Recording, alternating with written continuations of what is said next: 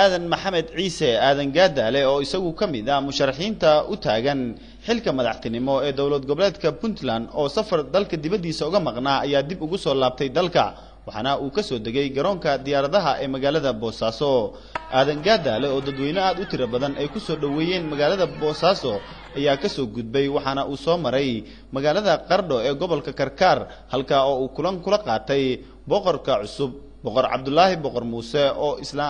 على مسار كيسا أي كدعدي ميل 5 كيلومتر أجرتا مقالة قردو آدن قادالة أيا كلانكي أولاقاتي بقرك كدب وحا أوسو قدبي مقالة قرو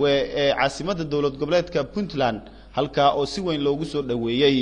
ميل 6 كيلومتر أجرتا مقالة أيا دادوينة آد أتربادان أي كغهر تغين آدن قادالة كوا أو كقيب قادن أيي سو دوين تيسا waxaana markii uu magaalada gudaha u soo galay kadib uu istaagay barxadda weyn ee ay caanka ku tahay magaalada Garowe halka oo uu kula hadlay dadweyne aad u tiro badan oo iyagu soo dhaweeyay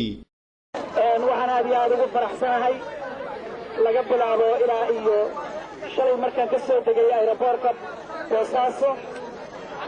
ilaa halkan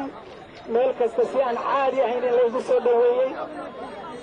si gaar ahaaneed saaka markaan soo baxay oo qarda ka soo baxay anoo shalay ka soo qayb galay caleemasaarkii iyo caana shubkii boqor ummadda reer Puntland aan ku koobnayn Qardho aan ku koobnayn gobolka bari laakiin aan oran karo waa boqoradii taariikhiga ahaa ee ummadda Soomaaliyeed ee gobolka gaar ahaan gobolka Puntland